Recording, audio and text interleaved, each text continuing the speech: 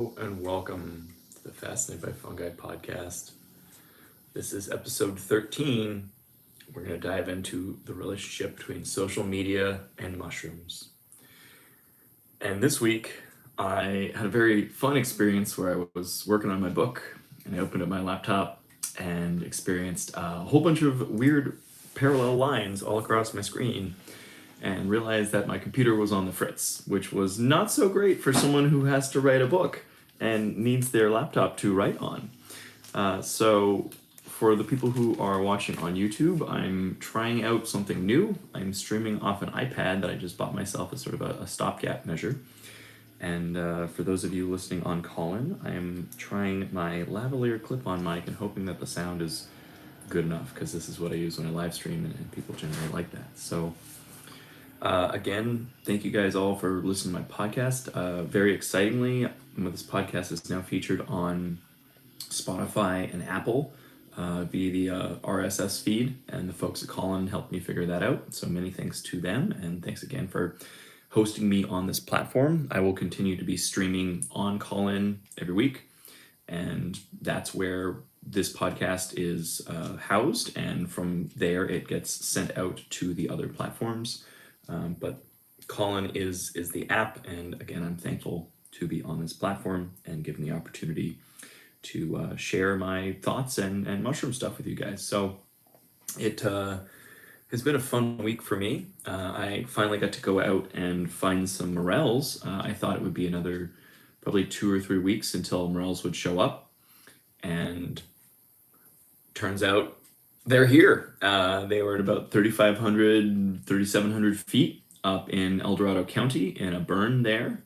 And it took me a while of hiking around to really key into what I was looking for, because morels are super tricky. And I think maybe within a month or so, I'll probably do an all morel episode once I do a little bit more morel hunting and I can really talk about them in depth. But for now, it's just exciting to get back out in the woods. It had been 2-3 months since I actually foraged anything. There really hadn't been any rain, no mushrooms. And it's a long drive to get up to the foothills, but it's a long drive to get out to the Sonoma coast for me too. So it was just really great to get out there, see some cool mushroom activity. There's all sorts of awesome Ascomycete, little cup fungi and stuff, and I actually came home with some morels. So great week of foraging. My parents showed up, and I went and had a 3-star Michelin star meal at Benu, which is an amazing sort of high-end 3 Michelin star Asian restaurant in San Francisco, and had some very, very tasty mushroom things there. I think the standout dish was like a little acorn taco that had like freshly shaved Iberico ham that's kind of like herbed pesto and lots of freshly shaved black truffle, and that was really, really good.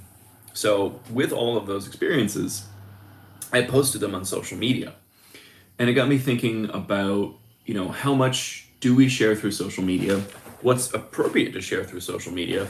And then, maybe what can I tell you guys about my experience on social media that might inform the way that you want to use it and think about, growing your account in a meaningful way.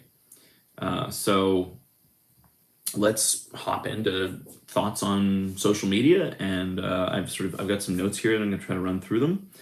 I don't know if I'm going to get to everything and all of my thoughts. There may be another episode on this later, but I did talk to Soleil Ho for the Extra Spicy podcast last Thursday in San Francisco in front of a live audience. We did a live stream where we talked about somewhat social media and somewhat about mushrooms and somewhat about life and cooking and all sorts of things. And she asked me sort of a couple challenging questions about, what are the dark sides of mushrooms and social media and foraging and some of this stuff. And it kind of got me thinking about, what are the do's and don'ts of social media, and maybe reflect a little bit on my own experience and wonder, could I share my thoughts in a way that might be constructive and helpful for others? Because I know a lot of people they look at my account and say, wow, you've grown so much, your account's so big. And I think to some degree, like, people see social media followings as, new form of celebrity or something that's at least desirable, right? They say, oh, I'd be happy I had this many followers. And I remember being a small account, saying, I'd be happy if I had 10,000 followers. Well, I'd be happy if I had 50,000 followers. Well, I'd be happy if I had 100,000 followers. Well, I'd be happy if I had 1,000,000 followers. Well, I've achieved all those milestones. Doesn't necessarily make you happy, right? Happiness is a process. It's something you work towards. It's not really a goal that you achieve. It's just kind of the way that you live your life and the way that you build components into your life that bring happiness and joy, and social media can be part of that, but it can also be a real drain on your mental health. And so that's kind of what I want to think about in a little bit of like a discussion format today with you guys, and hopefully this provides some interesting perspective for people who are on social media and have had positive or negative experiences with it. Particularly with regards to mushrooms and mushroom education and learning about them. So let's go back all the way to the beginning when I started my account. I had been on social media for many years. I joined Facebook in college. I remember my roommate being like, there's this great thing called Facebook. And I was like, nah, dude, I don't need that. That's stupid. I don't want to like put my life online like that. And then like after like a month, I saw how he was using it to kind of not meet girls, but like keep in contact with girls that he had met. And I was like, ooh, Sammy, you're smart. So I joined Facebook, and it was a very effective way to learn people's names and kind of collate and keep track of all the people I was running into in college. And back then, Facebook felt this sort of insular little community. There was no grandparents. It was just college students. It felt like a safe place to kind of do silly stuff online. But I'd been on Facebook for years, and I had used Instagram sparingly. I had a personal account, and I posted cool photos of cats and mushrooms and, well, sorry, not mushrooms, cats and food, and not many mushrooms. There's a few if you go way back in my personal account. Back in like 2014, I'd found a few and was really interested.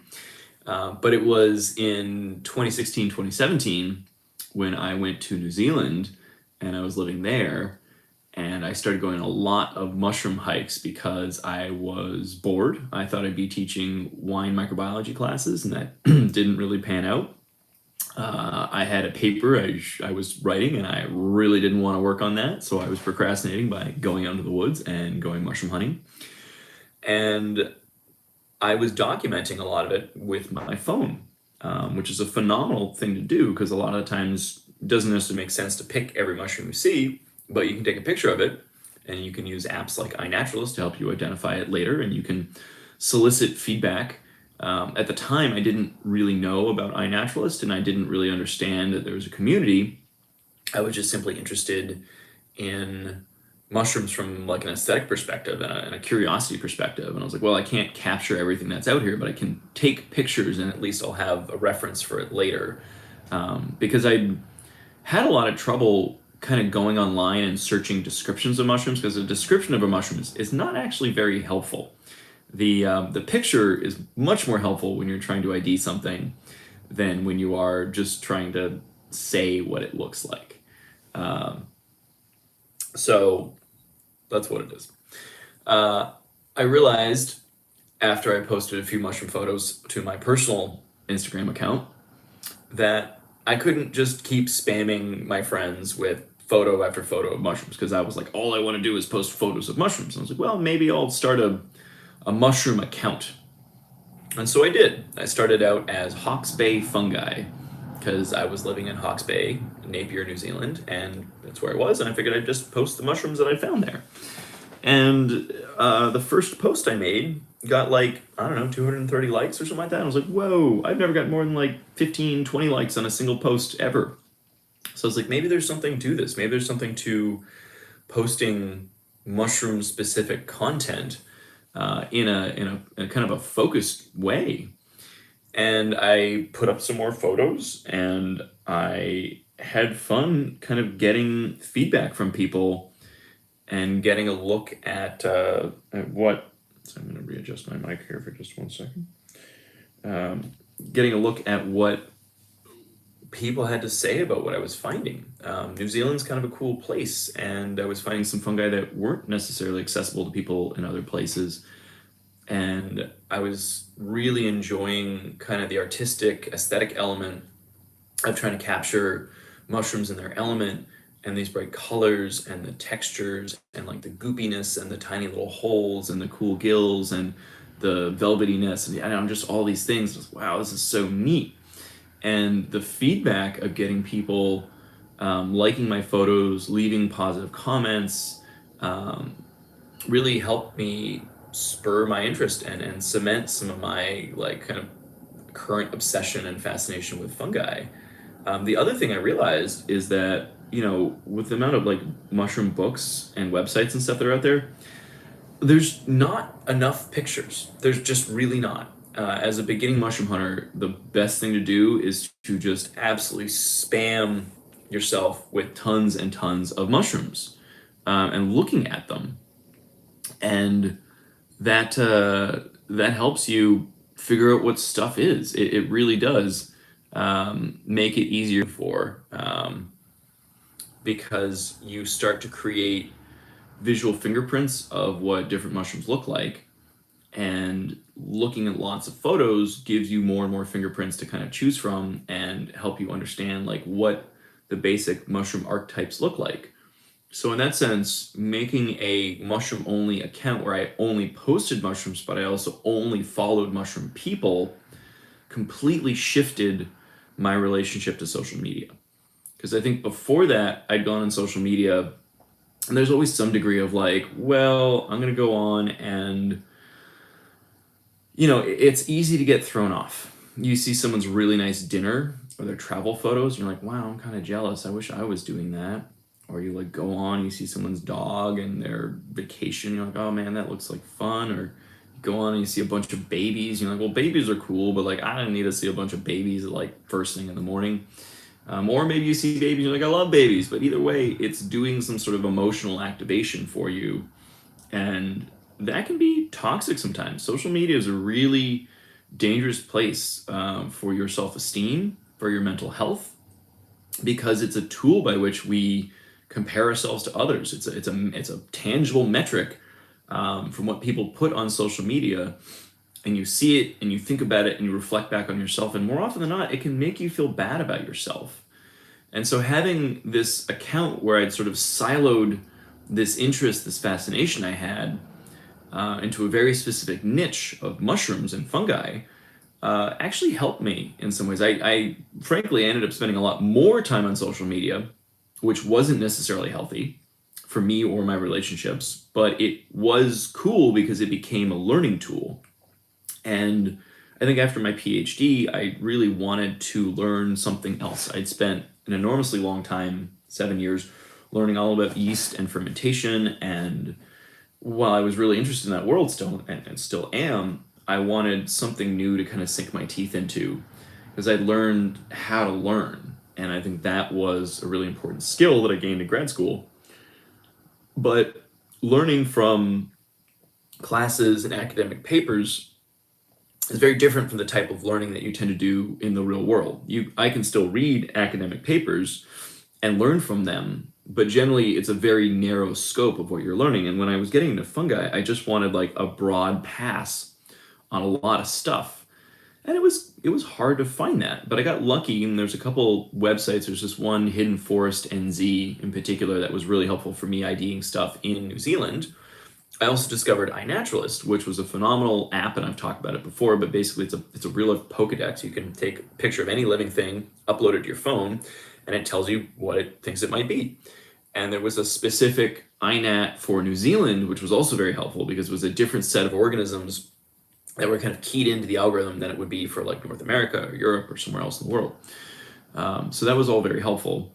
And I think starting the Instagram account with just mushrooms allowed me to get a lot of exposure, generate a lot of good fingerprints, and importantly, start to build some community, because I realized there were some accounts out there that I saw and they had a lot of followers and they were doing a really good job and they seemed to be really good educators. Some early standouts for me were Leah Mycelia, Leah Bendlin, and Yella Eleanor, Rachel Zoller, who were two women in the mycology space that I absolutely like adored and looked up to and just idolized what they were doing. And, years have passed. I've gotten to meet both of them and become friends with both of them. And I'm so grateful for that, because the ecology community is not that big. You see these people, and they're heroes to you, and then you go visit Portland or something like that, or you go to a mushroom camp, and boom, there they are, and they're really nice people. You can just talk to them, and it's incredible how I've been able to build that community both online and in person as an extension of what I've done online. And I think in that sense, there is some real value to social media. It's not just all crap and fluff and stealing personal information, and there's a lot of negatives to social media, but there can be some real positives if you use it in a very intentional way. So I'm going to give a little bit of advice on the different platforms and kind of growing your account and some of the things that have worked for me. Then I'm going to talk a little bit about like how to interact with your audience, some of the do's and don'ts, and kind of end on thoughts on creativity and originality. So I started on Instagram because I was posting photos primarily, and at 2017, photos seemed to be the currency of what would help you do well and go viral. And if you go way back to my account, my original photos weren't incredible. They were fine. I did get a macro lens pretty early on, and that was a great tool that I used to help document smaller fungi up close and really help me capture some of those like textures and detail things that I really keyed into. And I think people liked seeing that kind of stuff from both like a visual perspective, but also like a identification perspective, because it was useful to people to be able to see like the way that the gills went into the stipe, or the texture on the cap or the stem, or how widely spaced the gills were. The luminosity of something was more captured in sort of a macro shot than it was in like a photo from way back. But again, my early photos weren't incredible. They did okay. But what I was doing was looking at my feed and seeing the photos from different people that were going viral or just doing well. And I said, man, I want my photos to look like that. And it wasn't that I was copying those people. I was simply learning from them how to do photography in real time. There's a few tropes that you can use when you're taking photos of mushrooms. You can like hold the mushroom in your hand and have kind of the path in the background. You stick up the camera to it and have a little like fungi in hand thing, and you move around so the light is good. The light is shining, from your back onto the mushroom with a path in the background. And regardless of the mushroom and regardless of the thing, that composition always does well. So I realized little things like that. And, learning how to like take a photo of mushroom in shade versus in sun, and the way that the light would play differently on it, and sort of doing both too, because it would give you different options when you went to post a mushroom, and what kind of photo you wanted to be the front of your, back in the day, Instagram only let you choose one photo. Now you can choose like up to 10, so you have a whole carousel of stuff. But I used to have to pick just one photo, and it was like, had to be the perfect photo.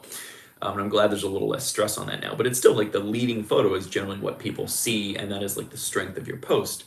So it makes sense to try to pick one that has really high visual impact, has good composition, the colors are popping, the textures are there, and it's just a matter of kind of repetition and seeing what works. And so I see nothing wrong with looking at photos that have done well, and then imitating, copying, mimicking the format and the composition and the way that people have done stuff with the mushrooms that you find. You're not plagiarizing, you're simply like taking the mushroom that you found and trying to take a picture in a similar way, because you know that the visual impact of that will hit people similarly. And it's a really great way to kind of learn from social media and learn photography in real time, is try to make your photos look like the photos that are doing really well. And that's great advice for just taking photos of anything, is just look at what goes viral and then try to not copy, but make your content fit to look like what other people are doing, and not in the sense that you're trying to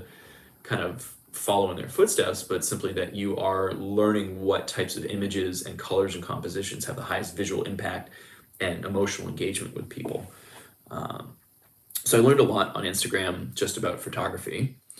A couple years of being on Instagram, I'd grown my account decently well. Back in the day, it was a function of like how well you used hashtags. Now the hashtags have been kind of denuded, so it's harder to like get the same exposure through hashtags. They're still useful, but I generally only post about 10 to 12 hashtags per photo or post, and I try to keep them fairly niche specific. I don't use like really general ones. I try to use, hashtag mycology and hashtag mushroom photos, and you can look at my hashtags and see kind of what I use. But again, you can look at popular posts and see what hashtags they've used and use some of those hashtags too, so you get the same kind of exposure, or at least you put yourself in the position to get the same kind of exposure as those popular posts. Doesn't always work, but you just have to keep trying. Instagram is relatively hard to build a following on, especially now. I think that they've changed the way that the platform works, and so it's harder to kind of blow up, and you're really only going to grow at some discernible level based on like the number of follows you have, how often you post, how well your posts do. I will say that if you want to grow quickly on Instagram, the way to do it now is to post reels, because they're using reels in a similar way to what TikTok does, where occasionally one of your reels can kind of go viral and grow much larger than the scope of your account, right? If you have 1,000 followers, you're probably never really going to get more than like 100 likes on any post. Like 1/10 of your audience will engage. Whereas if you post a reel, you could get 100,000 views and maybe 1,000 likes, and you'll get 200, 300 new followers from the strength of one post that you made, whereas normal posts might get you a follower or two. So Reels is definitely a way to grow on Instagram, and Instagram is just trying to be TikTok right now, and I think that kind of sucks because Instagram has been trying to be YouTube and TikTok, and this is the problem with Facebook products, is they just try to be all the other platforms, and they don't really focus on what they are actually good at. And so I think as a platform, Instagram is kind of dying. It's still useful because as you grow to a certain point, you can go live, you can post links. And I still think of all of the platforms, Instagram has the best mushroom-specific community and the best mushroom accounts, with the people who are doing the best job of curating the information, presenting really good stuff. But as a platform, Instagram is kind of declining a little bit. The one that has been growing massively and is really exciting is TikTok. And I joined TikTok just because I'd seen one mushroom video go viral. And I was like, man, I wonder if my stuff will go viral. I'd had a couple of photos that I had, or a couple of short format videos that I had talked to the Science Channel about using. And this was a way that I really kind of upped my growth, was I volunteered my content for use by much larger accounts. So I did a few account takeovers, which helped me grow my account. And I also said yes to pretty much any account or entity that reached out to me and said, hey, can we use your content? I said, yep, you may. No, I haven't licensed it. No, I'm not trying to make money off of this. You can just give me exposure. I'll take that as currency. Now I'm at a point where my account has grown so much that like exposure is no longer the currency it once was, that the value of exposure declines exponentially as you get larger, because smaller places will say, hey, can we use your stuff? And you're like, well, you're not really giving me exposure. Like, I'm helping you and you're making ad revenue off of my content with not sharing anything with me. So the larger you get, the less interesting it is to have exposure as currency. But as a small account, that makes a big difference. And having my short format videos posted to the Science Channel was a major way that I was able to access larger audiences and get my content, get my stuff out there, which was cool because I think there was a real lack of like mushroom media and videos, and there is no longer. I've helped fill that void, very much so. And when I joined TikTok, I was kind of a wild west of a platform. It was just like teenagers doing dancing and short skits, and there wasn't any really well-defined communities necessarily. And so I started posting mushroom videos, and a few of them went viral right away. It was very exciting, and I think that's the thing that TikTok does, is within your first like 1 to 5 posts, if you have something that performs well, they'll boost it, and they'll boost it big, in a way that you'll access audiences larger than anything you've ever seen before, and that's part of what gets you addicted to the platform, and they know that. So they do artificially like boost one of your early posts if it does well, and it's easy to go viral and get a big following quickly on TikTok because of that. If you don't go viral right away, it's actually not a bad idea to essentially scrub your TikTok and take your best performing content and try again with a slightly different username or slightly different videos. TikTok, the name of the game, and this is the same for Reels, is to keep your videos short, somewhere between like 10 and 15 seconds for the most part, something that's like really visually engaging, maybe has some cool sound, and ideally even loops. So if you set it up so that like sort of it ends and it looks like it is seamlessly starting over again, can get people to watch a video over and over again.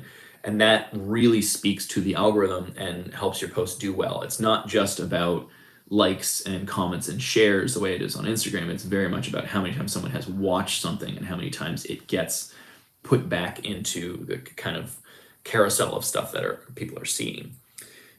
So there's also YouTube, and YouTube I've had more trouble growing on, but what people really want to see on YouTube is like kind of like 15, 25, 20-minute adventure format video with like animated human being talking to the camera and teaching skills. And I don't do that kind of stuff. I do shorter videos about specific mushrooms. I could do adventure content, and I plan on it someday, but there's a level of technical skill, editing, and production value that goes into making really good YouTube videos that I just don't have. Yellow Eleanor, Rachel Zoller, is someone who has a absolutely phenomenal YouTube channel with amazing content, but she doesn't post very often because it takes a lot to produce those videos. And I'm kind of a quick fire. I do lots of short videos, and so I can post more, but they don't have quite the same impact. And so I don't have anywhere the number of followers that Rachel does on YouTube, but I have accumulated a lot more on like Instagram and TikTok because of the type of content I'm posting and the niche that I'm really doubling down on by doing a lot of mushroom stuff. There's also Facebook, and I cross-post a lot of my stuff from Instagram to Facebook, but the community on Facebook it's weird. It's not a defined mushroom community. I get people sort of haphazardly engaging, and I get a lot of the same frustrating tropes on Facebook of people not reading my descriptions and not being respectful when they talk to me. And so for the most part, I just kind of ignore the messages and the feedback that I get on Facebook. And I focus on what I get on Instagram and then on TikTok, even though the TikTok feedback can sometimes be really overwhelming, especially if something goes viral and there's just like hundreds, thousands of comments. A lot of them are not nice either. The TikTok is full of a lot of 13-year-olds, and man, 13-year-olds are mean. They're really mean. They don't know enough to really add anything constructive to a conversation, so they're usually just kind of like reductive and push back on stuff, and they can say some really nasty things. So anyhow, my advice in general for growing on social media, and this is probably something I should be charging you guys for a consulting fee to tell you, but I will just tell you what I tell my friends when they say, hey, how did you grow so much? I'd say post consistently, if you can, every day. If less than that, at least 3 or 4 times a week, so people know that your account is active. Try to use niche specific hashtags, but not too many of them and not too few of them. Post visually engaging content, and also mix up what kind of content you're posting. On Instagram, I post photos, I post videos, longer videos, I post reels, shorter videos. So I'm using the tools that the platform is giving me. And similarly, TikTok accepts short videos, long videos, same with YouTube. All of these platforms are essentially allowing you to mix up the types of content you're putting on there. And so I like to kind of change it up. I'm aware that a longer form video may not get as many views, but there's going to be certain people who are really interested in that stuff and want to listen to me talk for a longer period of time. And there's going to be some people that just want to watch like an 11-second video like 100 times. And so you're giving different kinds of content to different people. Again, posting consistently is important. I try to usually post on Instagram in the mornings when I wake up, and on TikTok I post somewhere in the afternoon, and that's just what's worked for me on those platforms. What else am I trying to think of that's good advice here? Engage with your audience, answer comments, answer questions. The hard part with that is that sometimes people try to troll you, and it's difficult because it's really hard to tell if someone is being genuine or sarcastic from like a short piece of text. And if they tell you they're joking or they tell you they're being sarcastic, great. I can appreciate a joke. As my mom says, I always appreciate a good joke when I know about it. But when I don't know about it, I kind of have to take everything at face value, because I don't know the person on the other end is like an 11-year-old kid who's never seen this stuff before, or if they're like a 45-year-old guy with a mean streak. And it's really difficult to tell. So I kind of have to take every comment at face value, especially if like the account on the other end is like a private account or just has like a random like picture instead of a person. You have no idea who you're talking to. And it's very different if someone comes up to you out of like a mushroom Myco Festival and ask you a question, because you can kind of quickly look them up and down and say, okay, I think I have some sense of where you're coming from. I can read your body language. I can hear the intonation of your voice. I can understand what you're asking is genuine or you're just kind of making fun of me. Either way, you can't tell that online. And so I try to answer everything as if it were a serious question, knowing that a lot of stuff is actually a joke. And people sometimes like, this guy's stupid, he doesn't get that it's a joke. And I'm like, no, I understood it was probably a joke, but for the sake of other people that are reading your pissy comment, I'm going to try to answer you as if it were a real question. And that is, difficult sometimes. And I think one of the things I've tried to learn how to do over the years is to disengage a little bit emotionally when I'm responding to people. And so sometimes my responses will be very curt or short because I'm just trying to give information. I'm also responding to like hundreds of comments at a time, so I don't necessarily have time to like give someone the same niceties that I would be if I was like writing a personal message to a friend or an email to a coworker or something like that. So, but it is useful to grow your account by responding to people, because people appreciate when you give them information. They appreciate when you take the time to answer their questions. And sometimes, you can say something kind of snarky in the comments and people will think that you're funny, and then someone will follow you or maybe unfollow you because you're being a prick. Who knows? I think one of the things I've tried to do, like I said, is disengage a little bit from knowing when people follow you or unfollow you. One of the things I've started doing very much so, especially as my account has gotten bigger, is when people are rude to me, I just block them. I used to try to explain things or give people the benefit of the doubt that maybe they don't understand. But as I've learned more and more about the online community, the people who are trolls to you are generally also trolls in real life. And so if you have a bad faith actor show up on your page and start giving you a hard time, I just block them. Rather than trying to engage with them and get dragged down to their level, get dragged into the mud, don't. Either just delete the comment or block them. Just don't engage with something that's clearly they're baiting you. And that has really helped my mental health, because I think one of the things that happened to me early on in social media is I would get over invested and care too much about what people were saying.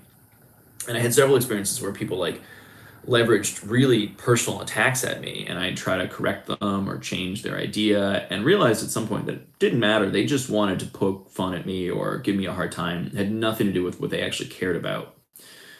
Or even, someone was accusing me of all this stuff from an audio I used, and then I tried talking to them. I did this whole rationale, and eventually they just came into my DMs like, "Yo, send me money and I will stop harassing you." And I was like, "Oh, I see what this is. It's a shakedown. It has nothing to do with your opinion on whether or not you thought what I did was right or wrong. You just wanted money from me." And I was like, the block. So, you learn these things over time, and it's useful to have some perspective on it. So I think the things to do with social media, as much as possible, is to respect your audience, respect the people that are following you, be grateful for that, understand that it's okay if people want to follow or unfollow. It's on their own volition. You can't really strongly influence them and their personal choices. All you can do is to put out good content and hope that people will gravitate towards that.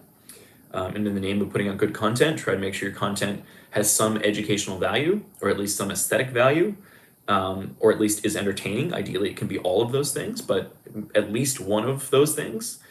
Because I think I've seen accounts that take beautiful photos but never really provide any information, and they cap out at some point and stop growing. And I've seen accounts that are really educational but don't take visually engaging photos, and they don't go viral. So it's kind of the mixture of all of those things that allows you to grow your account and access larger audiences, and then make good on accessing those larger audiences by teaching them and entertaining them. Build your community, interact with other accounts that you really like, send messages to people that you respect, tell them what you think, repost stuff. If someone reposts you, repost them. It's a scratch your back, scratch my back kind of thing. Share frequently, share other people, be appreciative of the community around you, and be consistent. Post a couple times a week. Use the different functions of the apps, post different types of content.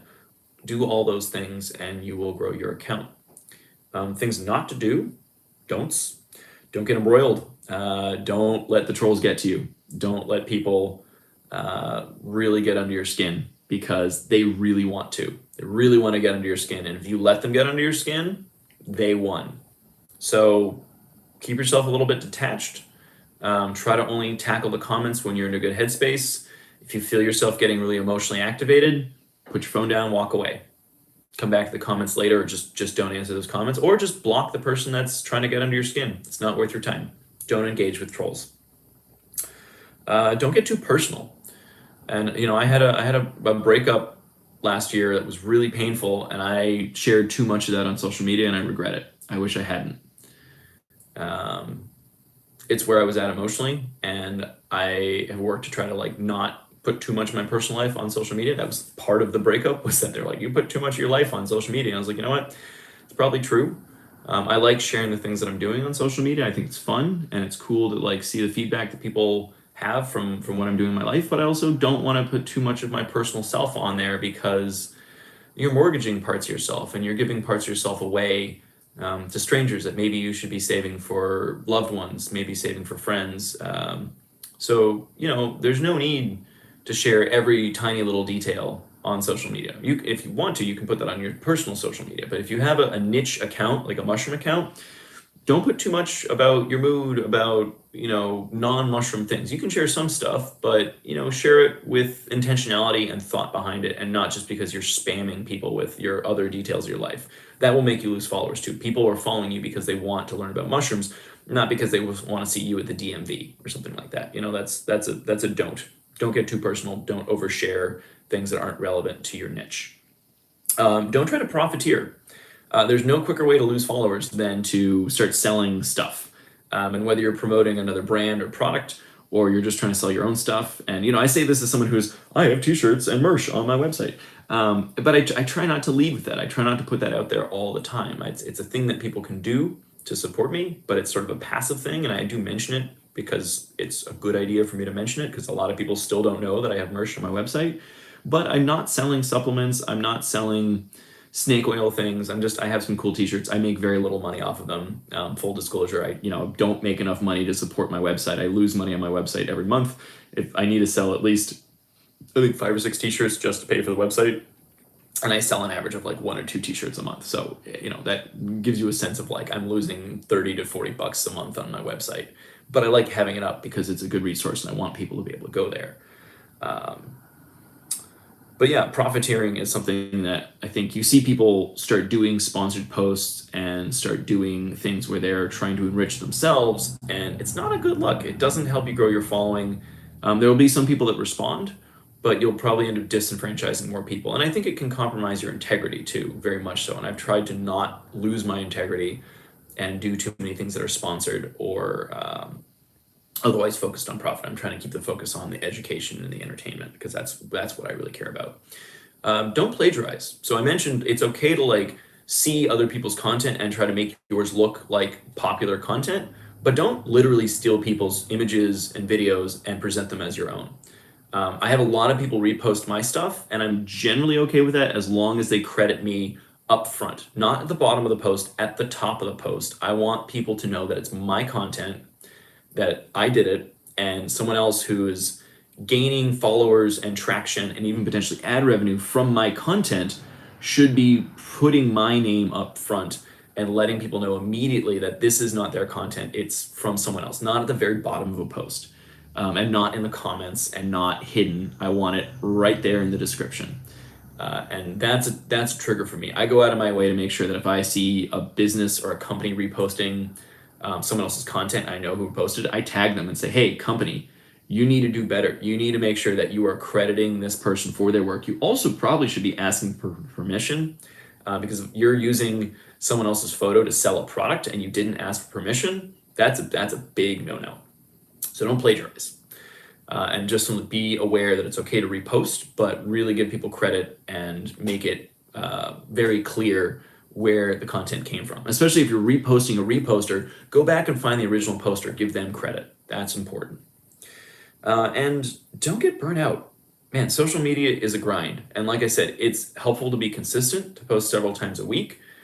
But that can be a lot. It's really tough to have enough content, to write posts, to find good stuff. And especially at some point, if you're like, man, I have this feeling that everything I post needs to go viral, you're going to burn yourself out, because there's no way. Virality is not sustainable. If you have a bunch of posts to do really well, it's okay to just punt and post a photo sometimes that's not that cool, or write a description that's not that interesting. Sometimes it's better to just put something out there than nothing out there. You don't want to go like 2 or 3 weeks without posting. It's better to just make a couple low effort posts, or maybe a couple of reposts, than just not post anything. And really work to like maintain your own mental health, gain some separation from what you're doing. Don't forget to actually go outside, go for a hike, spend time with friends, focus on your loved ones, put your damn phone down, walk away, turn off your notifications. Oh my God, turn off your notifications for social media. When you want to use social media, go in there, but don't let those notifications show up on your phone. I keep notifications on for like text messages, but for almost everything else on my phone, I look at those apps enough that I don't need the notifications. So respect your own mental health, respect those people around you. Try not to stare at your phone too much when you're with friends and family, because it really does take a toll on them and on you. So all of that. And I'm going to sort of finish a little bit by talking about creativity and originality. As I'd say, I think it's cool to look at content that has performed well. And this happens to me because people are like, hey, Gordon, I saw people making videos in your style. And I'm like, well, my style is something that I've sort of developed over time. And I've taken influences from a lot of different accounts. And I've started doing things and interacting with mushrooms in ways that some of them I've come up with on my own. Some of them I've observed other people doing. And some of them I've sort of observed and changed a little bit. And like the camera angles you use, the format of the video, whether you're tapping or cutting or poking or squishing or rubbing or whatever it is you're doing to a mushroom, there's a lot of things I've started doing because I'm like, wow, that looks kind of cool. Maybe I'll try that when I find that mushroom. I'll try it myself and make a little video out of it. And that content does well. So I make more content like that. I'm simply trying to give people the content that they want. And because I've posted so many different things, I have a pretty good idea of what people want to see. And so I just make more videos like that. But I've also had people get angry at me because they think that I'm somehow copying them. And I'm like, I might have seen one of your videos and saw that it did well, and I adopted some of the same approach, but I'm not copying you. You can't copy nature, right? If I find the same mushroom as you, it's not like I'm copying you. I'm just filming a mushroom when I found it, and that's genuine. And I think that's really important to remember, is that anything that you do in your way is genuine. If you literally go on and try to make the exact same video with the same mushroom and do the same like silly voice or same thing that someone else is doing, yeah, that's a little bit of copying. It's still your style of stuff though, but that's what the internet's all about. I mean, it's, rap and hip hop have borrowed elements of music from all over musical history. And I think back in the 80s, people used to be like, this is copying. You're like, no, everyone is remixing things in their own way. But music has always done that. There's nothing in music that's original. It's almost all recycled and rehashed, and the same chords and all the same songs. Like, originality is just humans regurgitating stuff that we've done in the past. And especially with stuff like mushrooms, no one has a license on nature. No one owns what's out there. We are simply humble little hairy monkeys climbing around trying to document this stuff. And I think there's a level of like ego and hubris that goes along with some people thinking that somehow like, oh, I did this thing first, so I put it on the internet in this way. No one else should do it that way. Like, no. People, as much as you want, do what you want to do.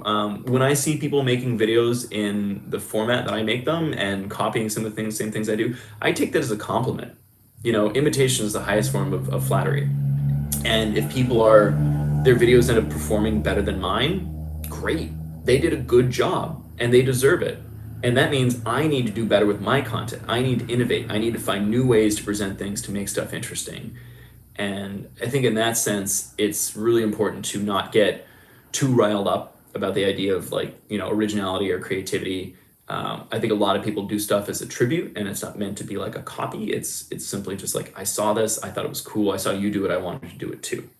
And that's totally okay. Follow trends, see what people are doing, get a cool audio, make some cool videos that match with those trends.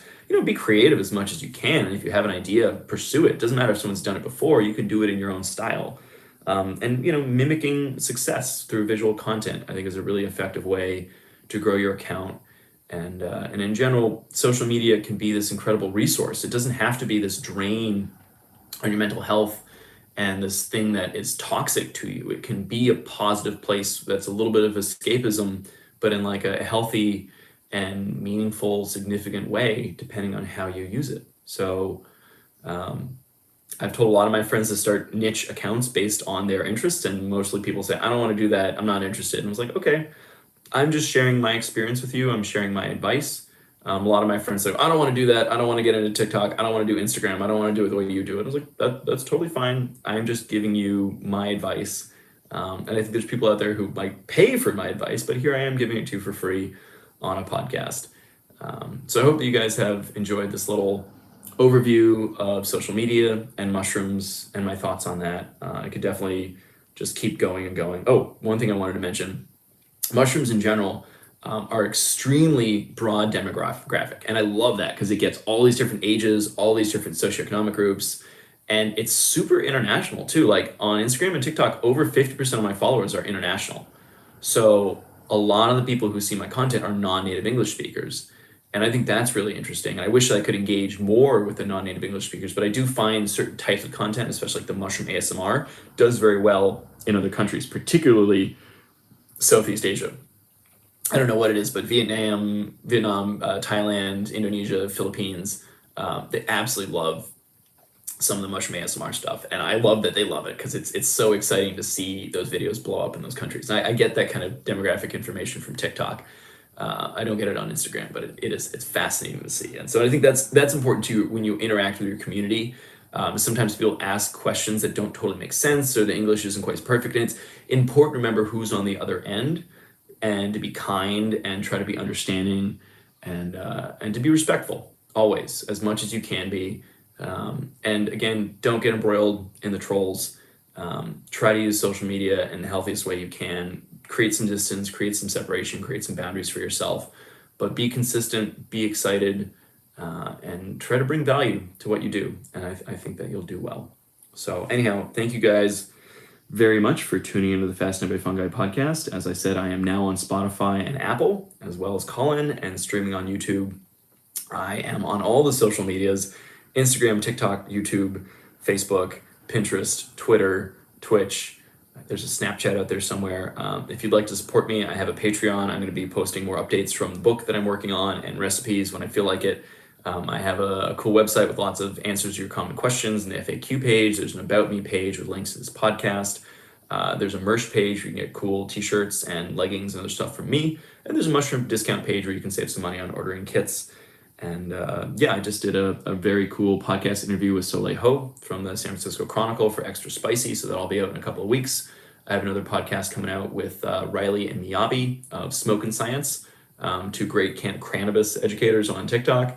And it's been fun doing this podcast. I'm looking forward to talking to you guys more and I'll come up with some more good subjects. I've got a lot of things written down and I'm not totally sure what I'm going to do next week, but I will always take your feedback. So feel free to email me at fastedbyfungi@gmail.com or just shoot me a message on Instagram and I'll see if I can get back to you. So anyhow, much love to you all and hope everyone has a fantastic week. Bye.